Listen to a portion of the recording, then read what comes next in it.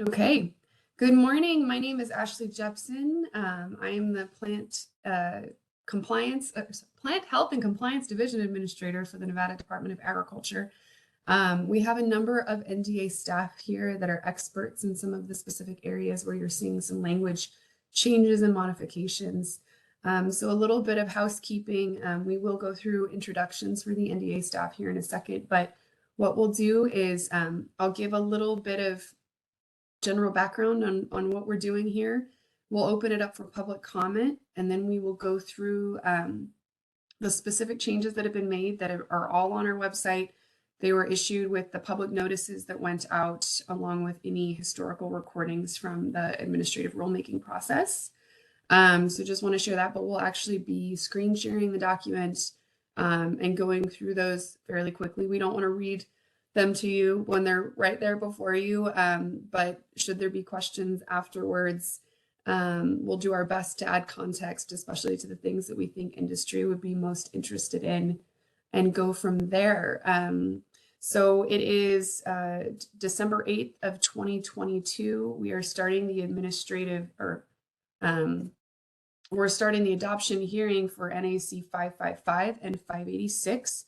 And those correspond to R077-21 and R048-21. And those are specifically the Legislative Council Bureau documents that have been drafted. With that, we are beginning the meeting, and I will have our staff introduce themselves quickly with the Nevada Department of Agriculture, and then we'll get into some background. So Megan, I will hand the baton to you. Good morning. My name is Megan Brown. I'm the Deputy Administrator for the Plant Health and Compliance Division.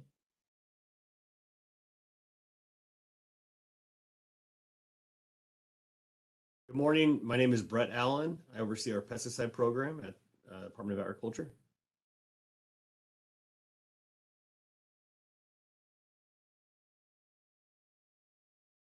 Jeff, do you want to go ahead? I think your mic isn't working, Jeff. I saw your mouth moving, but it looks like the mic's not, or maybe not synced for this. Do you want me to go ahead and just introduce him while he's troubleshooting that? Okay. Jeff Knight is the Nevada Department of Agriculture's state entomologist. Great. Thank you. And we also have Sylvia Jones here. She's our Administrative Assistant 3, and she'll be taking meeting minutes for us as well. But this will also be recorded, as you can see. And we have been posting the recordings to our webpage. It's the same link that you would have received. And if you have any issues finding it, please let us know. And Megan, if you wouldn't mind just plugging it into the chat, should anybody need to navigate it, that would be most wonderful. And just for everybody's information, we do post all of our administrative rulemaking notices to our webpage, either the main webpage under NDA or for plant division specifically under our page.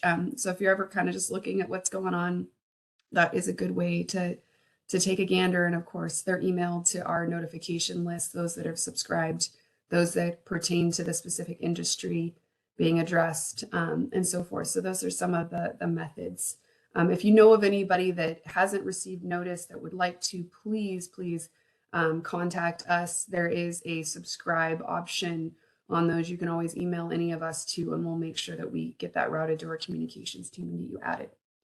But without further delay, we'll go into a little bit of background. Just for the record, we did group NAC 555 and 586 out of convenience for industry. These are very similar in nature, and we know you are very busy. The public is very busy, and we don't want you to have to come to multiple meetings where the content is very similar and it pertains to you. So we thought this worked best. We haven't received any feedback contrary to that thus far, being that this is our third meeting, but we welcome feedback. This is all to engage industry and the public. So if there are better ways to do that, inconveniences that perhaps we didn't consider or weren't aware of, we want to know about that. We want to hear from you. That's what this is all about. So with that, there was a workshop held on August 4th of 2021 for NAC 555, and most of that pertained to the fees being proposed for our entomology and plant pathology services.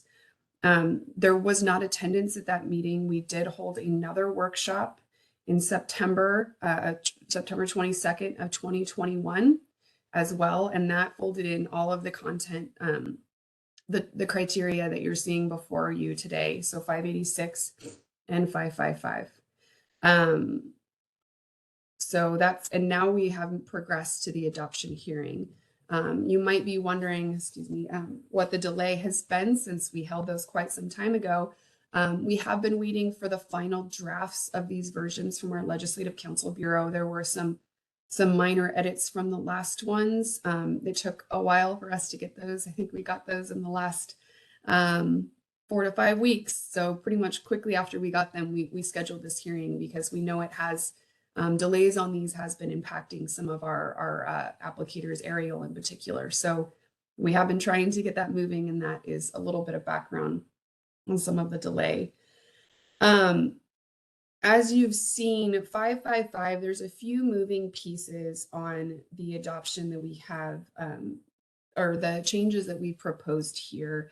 Most of these are specifically in response to bills that were adopted during the Nevada 81st legislative session. And those specific bills are Assembly Bill 74, which pertains to 586, and Assembly Bill 34, which pertains to 555. We did need to make some changes to statute to reflect changes in federal law. And that is most of what you're seeing. But at that time, we were also trying to fold it, to clean up the language as much as possible. As you can see, there is so much to our pest control applicators and that criteria. And it's definitely been a challenge to try to make it clear, concise, being that we have to fold in federal requirements, Nevada legislatively commissioned requirements, while also trying to make it as interpretable as possible to industry. So you see a lot of blue pertaining to that program, but I want you to know a lot of that is cleanup language. Most of the requirements, the competency standards is where you're seeing the biggest shift. But we were taking the opportunity to just try to make it a little bit more streamlined. So I'll go into the thick of that just a little bit. I just want to provide some background. I mean, obviously we're going to look at the specific language, but we did get some comment from industry specific to those of the burden of insurance requirements, the burden of testing, the burden of the licensing requirements. And I want to just reiterate, those have always been there. They've been in statute, they've been in NAC. The language that we have added is trying to clean up the competency standards and the titles for those licensure to reflect federal law, but the requirement itself has not changed. With that also, during the process for adoption of AB 34, we did change the titles for most of our pesticide applicators. So you're going to see non-private, private, commercial applicator, and authorized commercial applicator. And what we were trying to do there is have some separation between those that are exclusively doing general use pesticides and those that are applying restricted use pesticides, which is really where we get into the thick of requirements with EPA, being that we have some additional criteria. It was adopted by the Nevada legislature many years ago to make sure that even those just applying general use on a commercial level, or that might be doing it so as government employment or whatever that may be, are licensed and overseen. And really it's to make sure people are trained, they're applying poisons and are doing so safely. So with that, we wanted to make sure there was some separation, being that some of the standards for restricted use pesticides are more strict than for general use. So we wanted to make sure that our testing and our expectations reflected the type of work that folks are doing. We don't want to be creating additional hurdles. We want to take into consideration public and environmental safety, of course, but we want to have that balance to the risk. So that's where you're seeing some of the delineation as well, which we'll go into thick of, but I think that's important to mention based on some feedback we've gotten thus far. So with that, the rest of the language, again, there are fees being proposed for entomology, plant pathology. We'll look at those to cover the costs that have been accrued. And then mainly some nomenclature language for our noxious weeds program and seed that reflects those bills. So I apologize that was long-winded, but I think the context does help as we're taking in public comment and you're seeing all that blue and thinking all of these are completely new requirements. They're not, you know, and some of them are federally specific, but licensing, testing, continuing education credits, insurance have always been there. I just want to clarify. Okay. So with that, unless there is anything that my team would like to add that I may have missed, we will jump into public comment. And I want to assure you that there will be opportunity at the end as well for public comment after we go through the actual language changes themselves. Anything from the NDA team? Okay, great. So with this, I'm going to go ahead and open it up to public comment. Please state your name for the record should you want to comment at this point in time. If you're having any technical issues, please feel free to email us. We want to hear from you. We will take that into account, that written comment. It will be part of the testimony. Address it that way. If you want to turn your camera on and flag me, you can do it that way, or put your hand icon up or unmute and just start talking because of the small amount of participation we have at this point in time is fine as well. So with that, I'll stop talking and give folks an opportunity. Hey, Ashley, is this working now? Sound great. Get rid of the fancy headphones. Yep, you're on. Thanks, Jeff.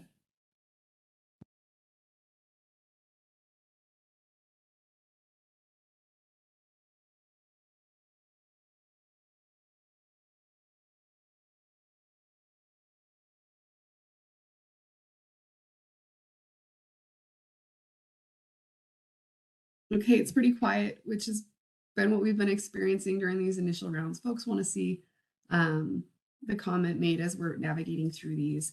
Again, these were posted as we share our screen. These were posted with the public meeting notice. They're fairly similar to what you would have seen during the workshop and other hearings. So just adding that.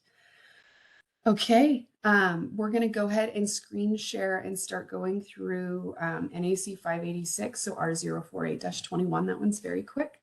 Fairly straightforward, just trying to clean up the language is really what we're trying to do on that one. And then we will jump to NAC 555, which is a little bit more lengthy, but again, we're going to try not to read to you, but give more contextual information. And again, we can go back to anything after the fact as well. So bear with me. Brett, I'm going to share 586 here first. Please let me know if you guys are having issues seeing it. I'll chime in when it's up.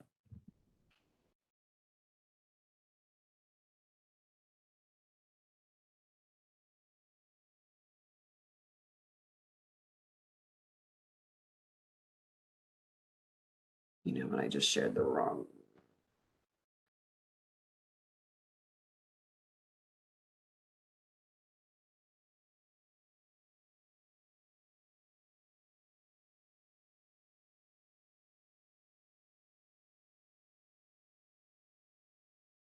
Okay.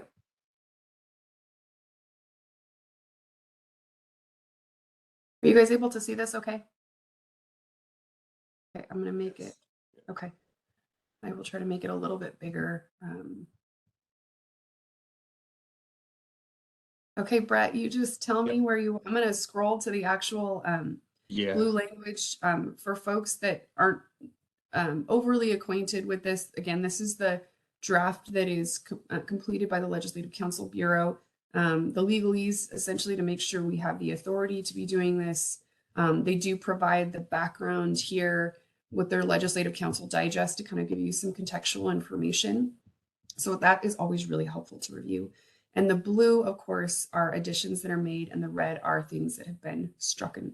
So I will hand it off to you, Brett. Okay, Brett Allen, oversee the pesticide program.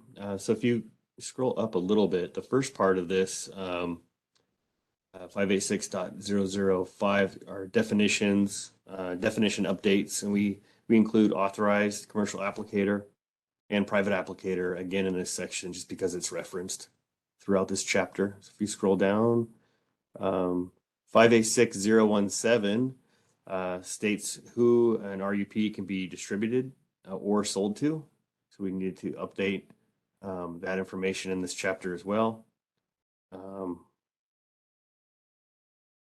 And a lot of this, as you see, is a new type of credential. Ashley mentioned the nomenclature, so the new names, one of them being authorized commercial applicator, another one being non-private. Those are referenced here. 586017.3 is just citing federal requirements. Again, we're required to meet those federal standards, so we're citing those CFRs. And finally, if you scroll down, 586.018 just shows who can apply an RUP. And again, it's including those new types of credentialed names, the authorized and the non-private applicator. CFR 171.201, we reference that federal requirement as well. What that is, it's requirements of the non-certified applicator working under the supervision of a certified applicator. So EPA's made some new requirements that the non-certified applicator must adhere to. It's pretty lengthy requirements. An individual can do that on their own, meet those requirements, or just get certified with the department. So again, we just cite 171.201 requirements for the non-certified applicator. So Ashley, I think that's kind of it for this chapter for 586. It was pretty short, pretty straightforward. Yeah, these are really just making sure that NAC reflects the NRS that was adopted during the last session. Correct. And just for context, folks, anytime you're seeing certified, that means that they're credentialed for RUP, restricted use pesticides. Authorized commercial applicators was put into place. Now you're gonna have to remind me, Brett. Authorized are licensees, so companies like Orkin or Terminex, any kind of pest RUPs. control company who apply RUPs versus Okay, just commercial, only applying general. Thank you. And then can you give the context on non-private and private? We'll see the definition, but I think just that'll help. Got to start, when I explain that, I like to start at private applicator. Those are our ranchers and farmers, basically, doing work on their own property, wanting to apply RUPs to their own land, own property, ranchers or farmers. Non-private is basically everybody else not doing pest control work for hire. So again, on their own property, those individuals might be city, federal, state government workers, or other homeowners that are not producing an agricultural commodity wanting to apply RUPs. They would get certified as a non-private applicator. So wanted to make it a little easier: private, non-private, and then commercial. And these have always been, these are required by federal law. The exception of that are those exclusively applying general use pesticides. Of course, they always have to follow the label, but the requirement for those that are applying exclusively general use pesticides is in Nevada law. So I just want to have that delineation. Most of the changes we have are CFR based, but again, some of them we're just trying to make sure that we're meeting what was commissioned per the Nevada legislature as well on general use pesticides as well. The context is helpful, especially if you go back and look at those bills. So I'm going to stop sharing this portion and we'll go into 555, which you'll see the definitions and so forth.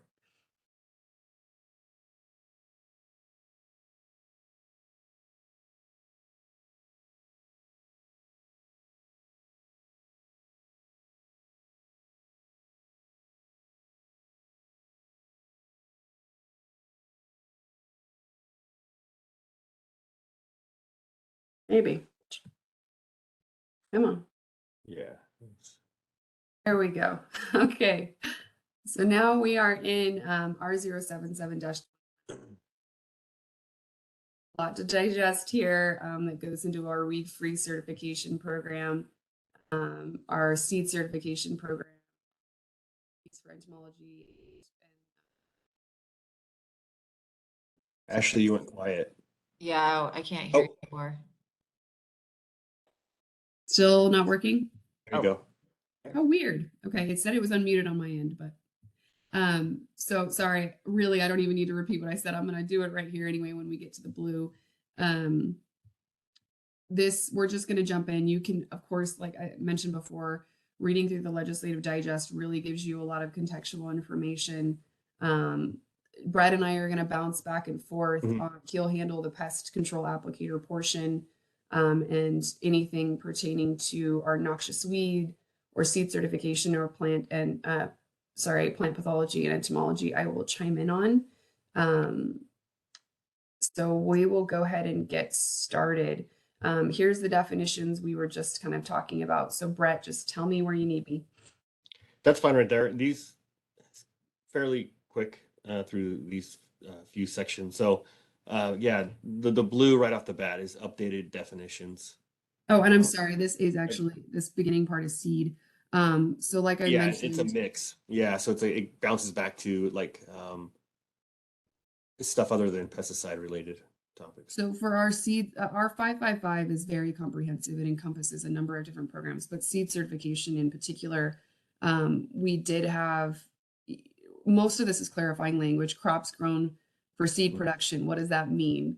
So some clarity on that. We try our best to make sure that these are written in a way that anybody can understand. We know that's not always a reality, but definitions can go a long way. So there were several definitions added, as you'll see throughout. So you can see crops grown for seed production, intent of the seed being planted or processed. All of those reflect what we do with our seed certification program, which is already an existing law. Okay, go ahead, Brett. Sorry. Okay, nope, it's perfect. Thank you. And then so starting at section 8 through section 11, again, it's a lot of blue. It's a lot of what looks like added language, but it is previously adopted language moved to this area. We wanted to separate requirements of applicators who just apply general versus are authorized, who are people, licensees applying restricted use pesticides. So again, section 8 through section 11 are requirements for applicators who only apply general use. We wanted to make sure that we're not citing any federal regulations because those federal requirements only pertain to individuals applying RUPs. Again, previously adopted language, just moving them so they're more organized. Section 13 through 15 are testing standards for authorized commercial applicators. Ashley mentioned the competency standards. That was the main adjustment with these new EPA regulations are the testing standards. So again, 13 through 15, authorized commercial and category names also, record keeping requirements, and also the requirement for the suspension or revocation or modification for violation applications of RUPs. So again, citing federal and previously state regulations. And Brett, you had mentioned, the categories. So the categories are further expanded on here. We license to the type of category that you're working in. Some people have multiple, some are more limited, and we test to that category. So just for folks' information, the tests are being updated to make sure that they're reflective of the type of work that they're doing. And something important that we forgot to mention is in working with EPA, they are going to allow us, for folks that are renewing, to just host courses and to go over the substance of these changes, and that could be folded into the renewed license rather than just completely retesting. I mean, clearly folks that have allowed them to lapse or are new are going to have to test, but I think all parties recognize there's some transition in taking in some of the new federal requirements, and we'll be hosting those trainings. So just wanted to add that. Yep, correct. Once these are adopted, there's no people don't have to retest. It's not like they're going to lose their credential. That's not going to happen. It's up to us to conduct the training to get them up to speed. Thank you for mentioning that. And then, so 555.005 updates to definitions. That's what those are. And then going down to section 19. Sorry, I'm Oh, trying. you're good. Sorry if I went too fast, but that was No, you're basically good. all that previous blue is just separating what the requirements for the authorized versus the just the commercial applicators. So And I section think 9. I Yeah. need to jump in here because there's some weed, Okay. noxious weeds portions. So if we're looking at 17 here, we wanted to be clear, the intent of 555 and our responsibility is to mitigate noxious weed issues in the state and all the issues that come with them. So we did add any propagated parts. If we're doing reed-free inspections, it is a voluntary service. The whole point is to make sure we're not sending material, spreading material that's going to create more noxious weeds. So we did add propagated parts. I want to just be clear. We recognize these are tough battles. But for somebody to get a certificate, we need to see that, there's not potential for it to spread. Before it was seemed more general to the plant. So just making that standard very clear that if you're going to get certified, we're looking for seed as well, along with reproductive materials. Jumping to, we did clarify in statute that we operate off of the standard for the North American Invasive Species Management. I think it's association.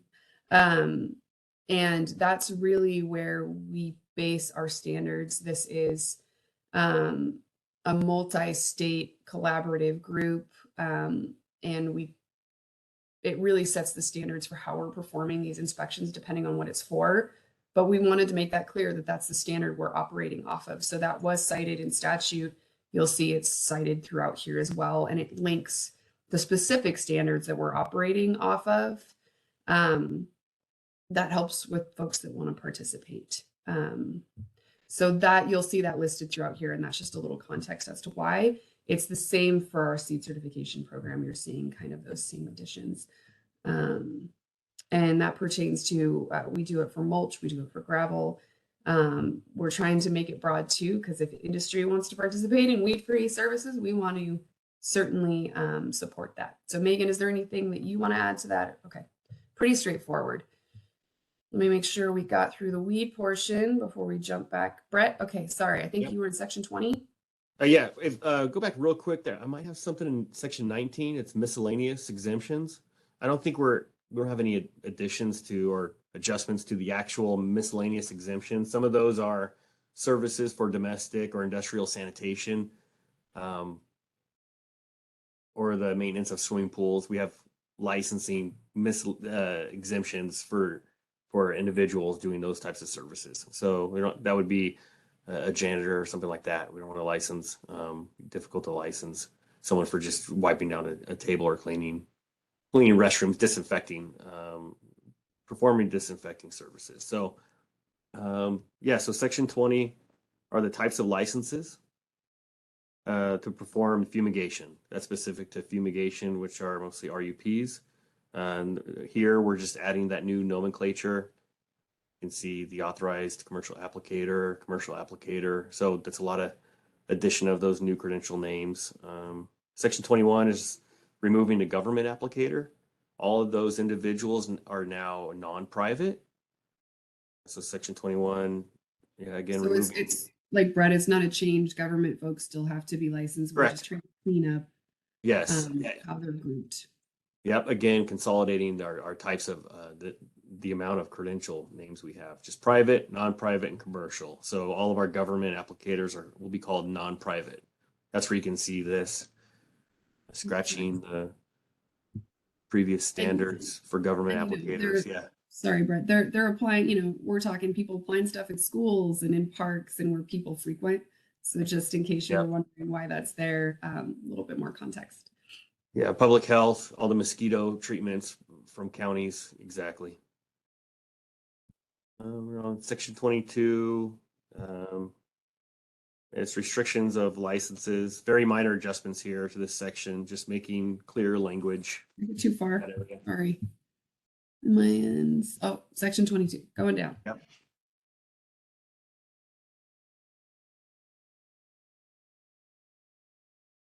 Sorry, I'm not trying to make anybody motion sick here. That, all that red is just, I think that's still striking all that government language that we had Yeah, previously. that was moved.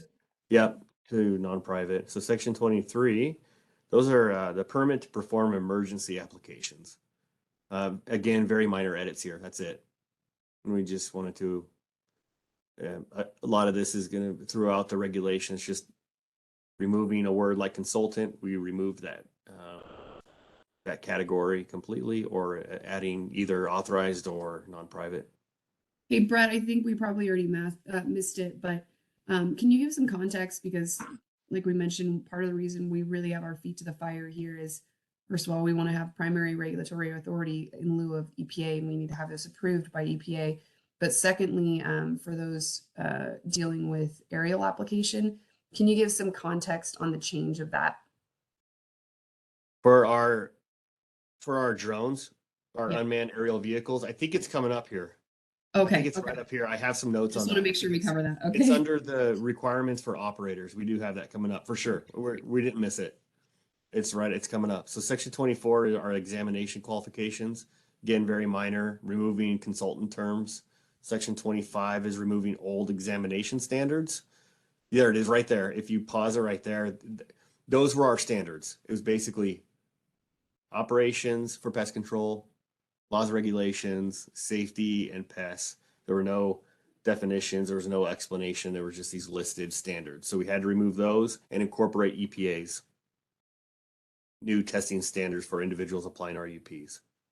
Here we go. Section 26, application for a license. Minor edits, expiration date. Also, the employer of the employee getting acquiring the CEUs must sign off. So we added that requirement. Section 27 is the application for a license. Remove the term consultant. Section 28 is continuing education. And those are the duties of the sponsor, the individual hosting or putting on a continuing education class. And duties of that individual. States that an RUP applicator must continue to satisfy the new standards. That's so this is the main change in this particular section 28 is that blue paragraph right there, and that's just stating the continuation of meeting those new standards if an applicator applies RUPs. Okay, section 29. I think this is it right here, Ashley. I think this is operator license qualifications. A lot of this is striking out old language that we're getting rid of. Non-primary principal commercial applicator. We're removing that term, thank God. That's a long-winded term that we've always had. So again, it's just non-private. Here we have the new UAV requirements.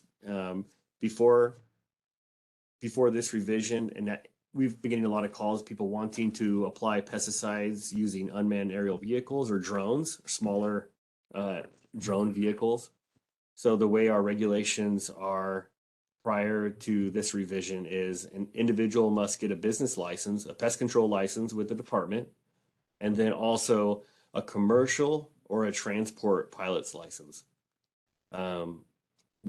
We figure those are pretty strict and not really an individual flying in a fixed wing aircraft. So we figured it's not necessary for an individual to get a commercial or a transport pilot's license to fly a drone low to the ground, applying very small amount of pesticides. So this adjustment allows for the certificate through FAA, and it is called, it's the Federal Aviation Administration.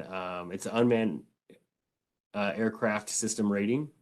So an individual now would just have to get the pest control license through the department and then this FAA requirement. This is just a certificate to use a drone. They have that specific certificate to apply a drone up to a specific weight, using that for pesticide treatments. So this is an important adjustment we wanted to make through this chapter. Does that make sense, Ash? That's the part you were.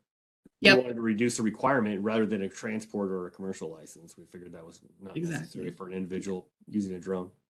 And again, all that red that you guys saw stricken through above that is just, we've changed the nomenclature for the licensure. So it's striking and cleaning to reflect statute. Yep. And then I think we're on section 30.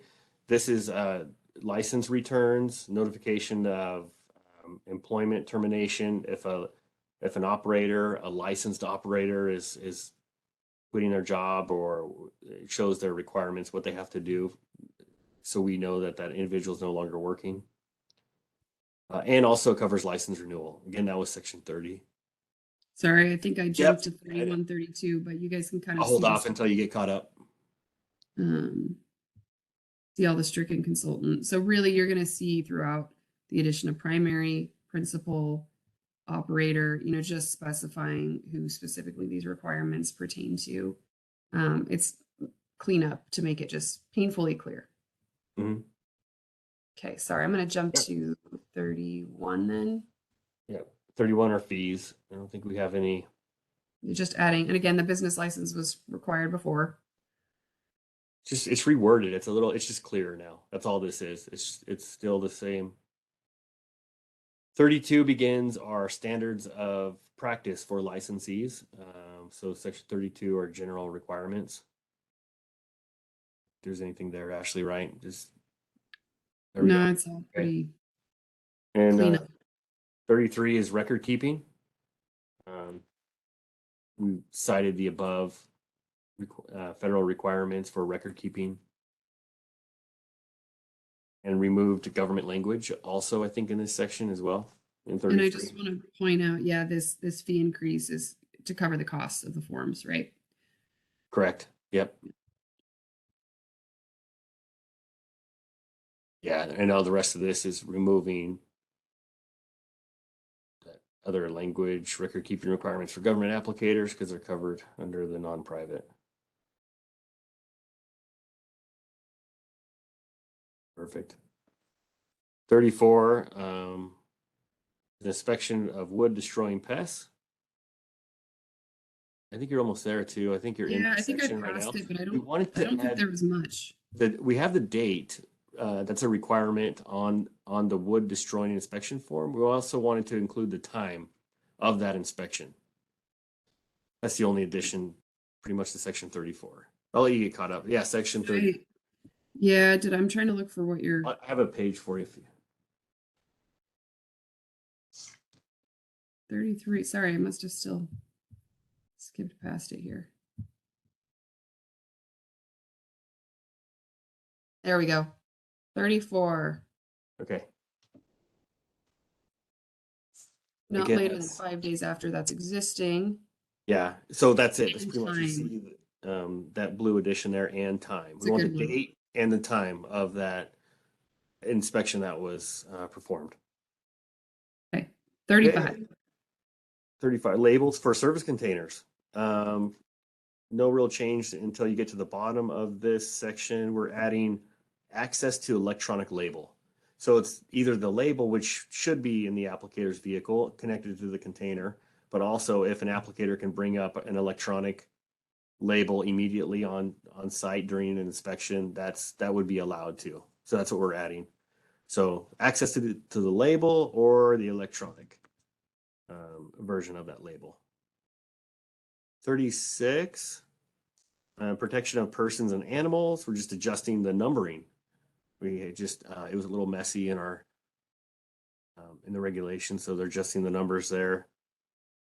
And there That's was pretty much it. clarification here that was in statute as well, just that if somebody's unlicensed, that you're going to see this repetitively throughout. If they're unlicensed, they got to work under the direction of somebody who's licensed to do that type of work.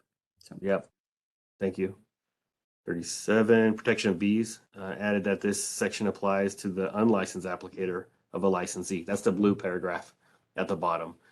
So that was never really included in this section. So we just wanted to, what we have is called immediate supervision for our licensed applicators. So an unlicensed person can do everything the licensed person can do, but that licensed person must be present with that person. That's called immediate supervision.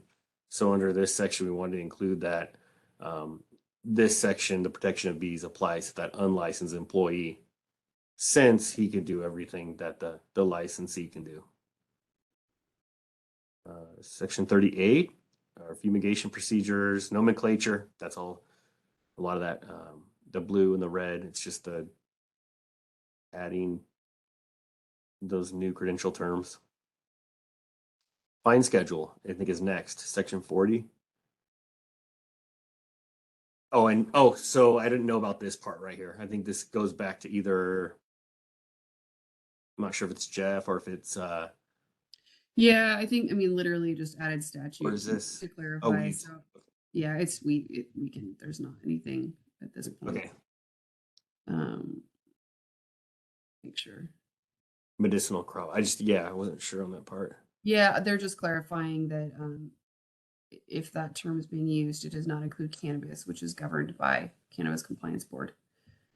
So just that clarity.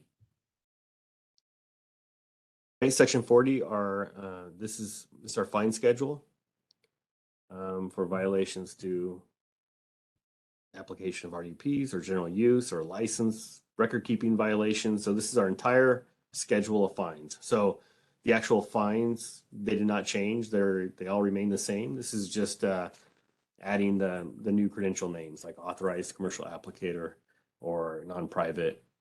So again, no fee or no fine change. Just the nomenclature there. This is kind of a long section right here. Actually, it's kind of repetitive, but we had to include all of that.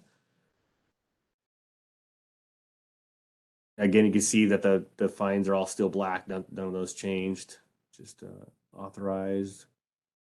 Sorry, folks. I'm really trying not to make it. Yeah, this is a long one. We had non-primary principal commercial applicator, and that's just getting rid of that term, and that was in there a lot. And here's the same thing. There- as that Thanks. definition Yep, of that was electronic labels.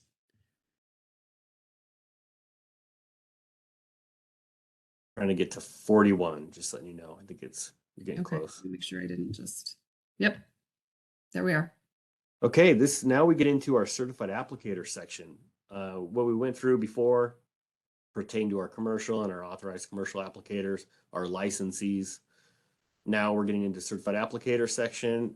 This first part are definitions. We deleted, as you can see, non-primary principal commercial applicator.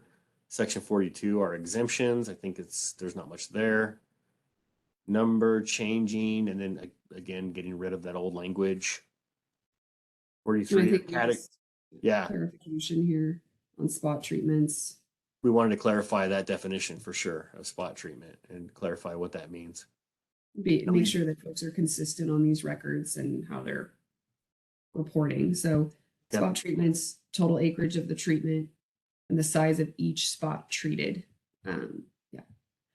This will be easier for both, I think, agency and the industry too. Now it's defined and it's not a guess what a spot treatment is. It was always kind of tricky to figure out what exactly those dimensions were.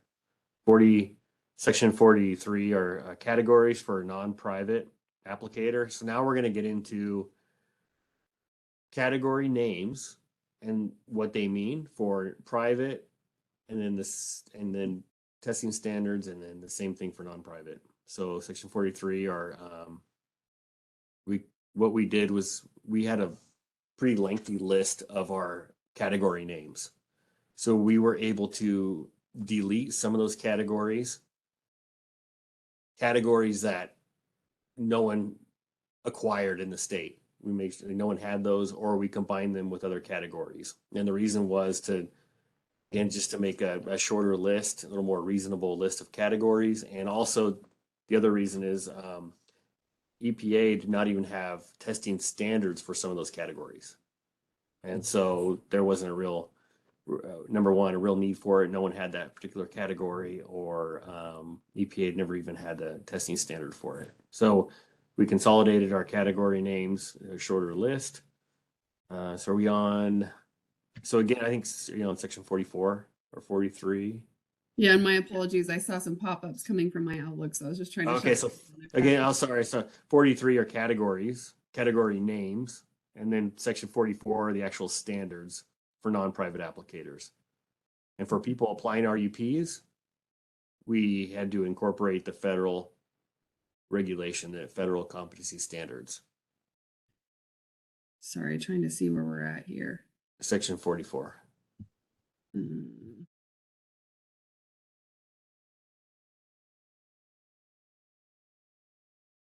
Let me get a page for you.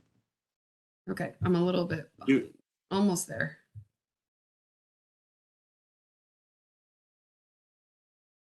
There we go. Okay. You see, both times you were faster than me. Okay. 44, standards for non-private. Again, we cited the federal regulation, the federal competency standards for people applying RUPs. Section 45, that's all that. So, yeah, so it's down quite a bit. So you'll see a lot of red strike through and blue additions where we have The same federal citations. yeah, we're just right here, like that's a good example. We're citing the CFR right off the bat, right in that definition of that category.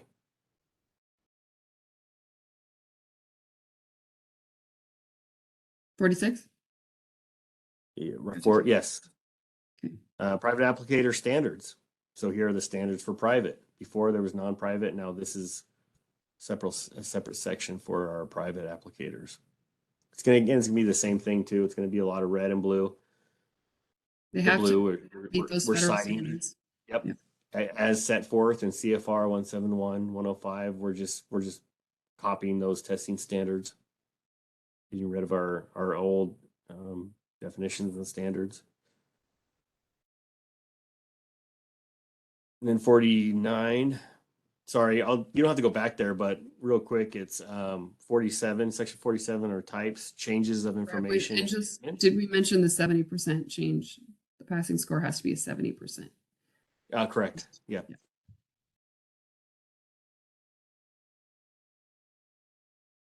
Section where go back up. Or do you want me to No, which one? go go back to 48? I think we. Okay. A lot of this is just the nomenclature, just striking that old language. 48 are old standards for non-private applicators. There they are right there. Pesticides, equipment. Those are the old standards. So we had to strike those through and then include the federal testing standards. And then 49 are private and non-private applicator retesting written requirements and passing score. It covers all of that information. Section 50, content and proof of passing exams. This is the content of the actual application. We have to develop an application, which you already have, and an applicator must fill that out. And these are the requirements. These are the contents on that application laid out in code here. Section 51 is renewal of the certificate, minor, just nomenclature names, removing the old names of the previous credentials. Section 2 are fees for issuance of a certificate. I don't think, again, it's just a lot of getting rid of the non-primary principal, adding the non-private and private applicator. Section 53 is the record keeping requirements cited from federal regulations. People applying restricted use pesticides must keep records, should paint a picture of the application. For instance, the name of the applicator, the date of the treatment, the name of the product, the EPA registration number, those types of items. Those are all required by the applicator to write down during the application. So that's what this section covers, is section 53. And then actually, I think section 54 goes to someone else. Might be entomology. Okay, here's the sampling. So I'll jump in here. Our state plant pathologists and entomologists are generally funded. So they're state funded and they do the diagnostic services and so forth off of the state funds. However, all the work that goes into purchasing the supplies for sample analysis, the staff to assist with sample prep, diagnostic, routing those reports, and prepping the samples, there's been a major loss there we're trying to recover those costs, and there will be a procedure established on how best to do that, because we encourage folks to submit samples where they think it could be a pest of particular significance to the state. We do have some general gardeners and so forth that submit those requests as well, that are curious or want to be able to respond to kind of common pests, but we need to be able to recover those costs. Our folks identify thousands and thousands of samples. They do a lot of work on critical pests that are a particular concern to the state. We get federal dollars where we're looking for those that would have implications on our food supply, our safety, and so forth. So that's what we're trying to do here. The first sample is free for analysis, and then every subsequent sample would be $30. That's what's been proposed here. We haven't gotten much feedback on concerns here. We do take samples when we're in the field also, if we see something concerning. So how those fees would be rolled out in those circumstances, we need to work through. In particular, sometimes it's our nursery folks that are taking samples, like, hey, this could be something we might need to flag. So we want to be balanced on where those fees are applied. If somebody's generally just submitting a sample for curiosity and so forth, these fees will certainly apply. If somebody's sending us something in particular that they're like, hey, I think this is alarming, we definitely want to work with industry and encourage that as well. So I just wanted to provide a little bit of that background. And we don't expect this to be a big fee generator, but just something to recover those costs and allow for our staff to have the support they need and so forth. So you'll see here, $30 a sample in that 12-month period. The first one is free of charge. And that goes for both plant pathology and entomology. If somebody were to request a site inspection and a diagnosis of a plant disease, or insect, it would be that $60 per hour fee for our professionals to go out and do that work, because that would require our state entomologist or plant pathologist more than likely to go out and do that diagnostic. So again, just trying to recover fees. This is very uncommon where we get a request like that, but from time to time, we want to make sure that we are able to do that. Okay, I think that's the substance of that. And then you'll see the text or repeal sections. These are all the ones that were stricken and consolidated here. So that's a good reference point too of what was stricken. So as brought up, consultants, some of the old nomenclature, most of this is old nomenclature and folding in of federal language. So I know that was long-winded. We tried to cover it, summarize it as best we could. A lot of it's looking at, those moving pieces and referencing the statute, but, we could definitely have a dialogue and answer any questions you might have, but that kind of gives you general review of what we were trying to do. This is 122 pages, so we certainly didn't want to take up 2 days of your time going through each one, which is why these are posted with the notice as well. But with that, I'm going to stop sharing and we can open this back up to comment or questions and have that dialogue. Okay, so we're moving to that last section of our agenda, and we'll open this up to public comment for folks that have questions or comments to make sure we get that on the record.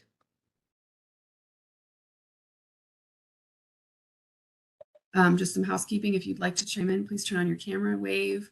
You can put up the hand icon, or you can unmute and chime in. Because we have only a few members of the public, that's fine too. If you're having IT issues, please send us an email with the substance of your comment. We want to hear from you. That's what this is all about. So, okay. I'm going to mute and give you guys a couple seconds.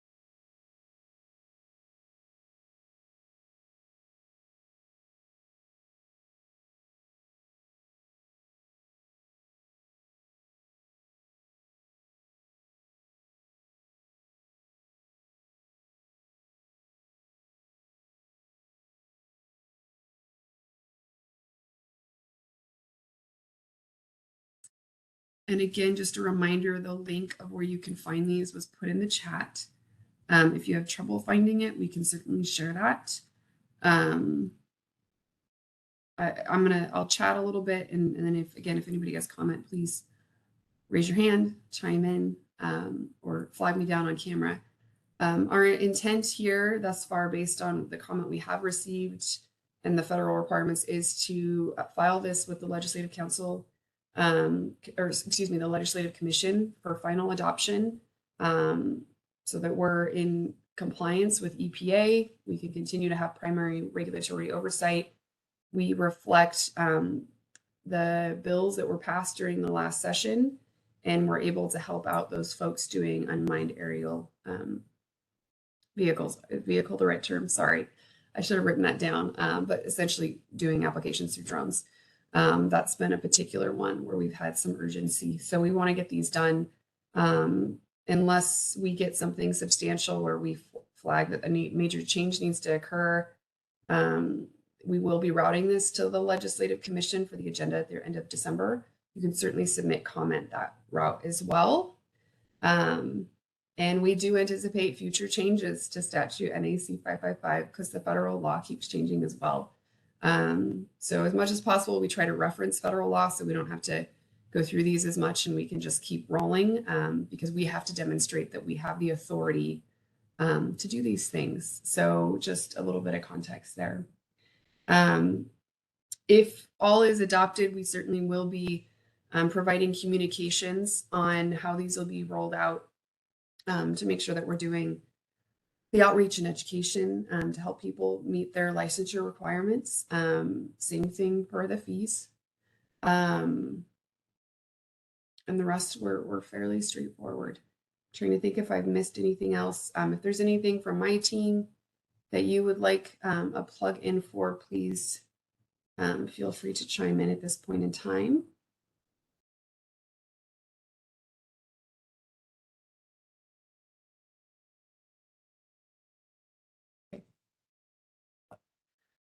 Another opportunity for public comment. Just here's a chance. If you're shy, send me an email. That's fine too. Okay. Well, we're going to wrap this up. As I mentioned, this will be posted to our website, the recording of the hearing, along with the last two recordings. All the substance of the changes are there. You can reference the proposed changes through the Legislative Council Bureau's website, through our website. It's in a number of places. And if you have questions or if you're confused on any of the language, please don't be shy. We know it's a lot. And that's what we're here for. So I appreciate you guys taking the time. We know time is of utmost, is a valuable commodity, I'll put it that way. So we thank you for taking that time. It's nice to see some public participation, and we'll see you at the next one, or we'll hear from you in other forms of correspondence. So with that, I'm going to end the hearing on R077-21 and R048-21 on changes to NAC 555, 586 on 12/8/2022, 11:02 a.m. And thank you, Brett, for your assistance in navigating. And we'll conclude. Thank you all.